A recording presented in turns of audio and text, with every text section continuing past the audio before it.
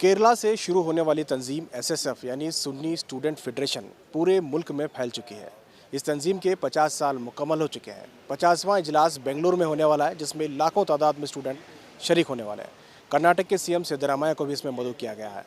इस सिलसिले में बात करने के लिए इसके जिम्मेदार हमारे साथ इस वक्त मौजूद हैं। साहब, एसएसएफ का जो आगाज़ हुआ था उसका क्या मकसद था, क्यों शुरू किया गया था?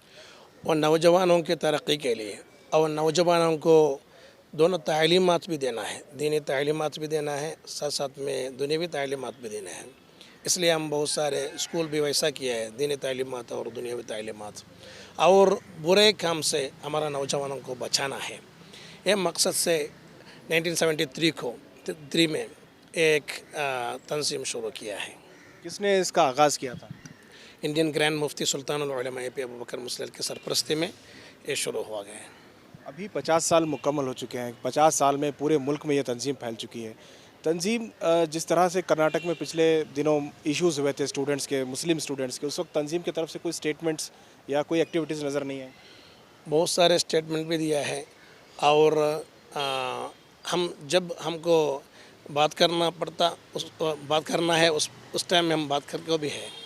बहुत सारे जगह में हम बात कर रहे हैं और प्रोटेस्ट भी किया है। मैंगलोर में प्रोटेस्ट किया है और हुबली में एक प्रोटेस्ट किया है, प्रोटेस्ट भी किया है।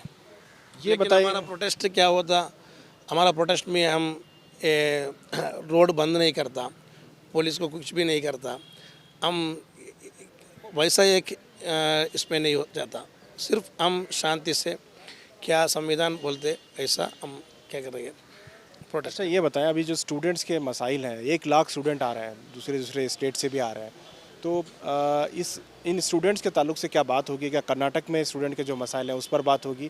क्योंकि माइनॉरिटीज़ की तरफ से बहुत सारे स्कॉलरशिप्स भी दिए जा रहे हैं, क्या और भी डिमांड्स इसमें किए जाएंगे? जी, हम हमारा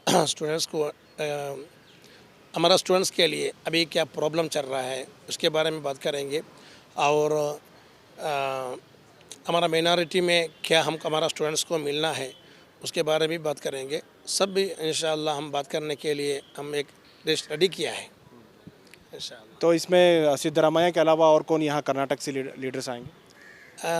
उप मुख्यमंत्री डी.के. शिव कुमार साहब भी आएंगे, और स्पीकर यूटी कादर साहब आएंगे, ज़मीर अहमद साहब भी आएंगे, बहुत सारे सियासती लोग भी आएंगे, एजुकेटेड पर्सन भी बहुत सारे लोग आएंगे इंशाअल्लाह, और उलमाए किराम भी, बहुत दीगर उलमाए किराम भी उधर शिरकत करेंगे। काफ़ी दिनों बाद इंडियन ग्रैंड मुफ्ती जो केरला से ताल्लुक़ रखते हैं, अबू बकर मुस्लियार साहब कर्नाटक पहुंच रहे हैं।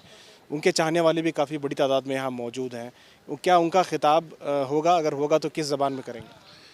इंशाअल्लाह उनका खिताब होगा, उर्दू ज़बान में ही खिताब करेंगे। कर्नाटक में बहुत सारे लोग उर्दू चाहने वाला है और कन्नड़ा जानने वाला है। कन्नड़ा तो उस तक को नहीं आएंगे, इसलिए उर्दू ज़बान में इंशाअल्लाह खिताब होगा, और 7 बजे इंशाअल्लाह हमारा कृष्ण विहार पैलेस ग्राउंड में उनका खिताब होगा। जो आपकी एक रैली जो चल रही है, संविधान बचाओ जो रैली चल रही है, वो कहाँ से शुरू हुई है और क्या इस प्रोग्राम से उसका कोई ताल्लुक़ है? अगस्त 13 को कश्मीर से लेकर वो हमारा एसएसएफ के national president doctor Farooq Naimi हज़रत के सरपरस्ती में वो शुरू हुआ है। अभी अल्हम्दुलिल्लाह हिंदुस्तान के बहुत सारे जगह गए, आज आंध्र प्रदेश में है। सितंबर 10 4 बजे इंशाअल्लाह वो हमारा पैलेस ग्राउंड को पहुंचेंगे। उस वक्त हमारा स्टेट कमेटी उनको स्वागत करेंगे, और 4 बजे से लेकर 5 साढ़े 5 तक संविधान यात्रा का इख्तिताम प्रोग्राम भी इधर होगा। बहुत बहुत शुक्रिया। देखिए किस तरह से एसएसएफ जो है अपने 50 साल मुकम्मल कर चुका है, और लगातार अपने खिदमत करते हुए जो इजलास करते हैं, जो मुतालबात करते हैं, वो हमेशा हर रियासत में करते रहे हैं। इस बार का जो प्रोग्राम है कर्नाटक में बेंगलुरु में जो पैलेस ग्राउंड में मुनक्कद होने वाला है, काफ़ी अहमियत का हामिल है, क्योंकि इसमें जो इस इदारे के फाउंडर हैं ग्रैंड मुफ्ती अबू बकर मुस्लियार भी शरीक रहेंगे, और यहाँ के वज़ीर आला सिद्धरामैया भी शरीक रहेंगे। यहाँ के जो मुस्लिम लीडर्स हैं वो भी इसमें शामिल हो रहे हैं, स्पीकर भी शामिल हो रहे हैं। तो कुल मिला के काफ़ी बड़ा इजलास है, इसमें मुख्तलिफ मुतालबात भी किए जाएंगे। कैमरा पर्सन समीर के साथ शाहिद काजी, बेंगलुरु।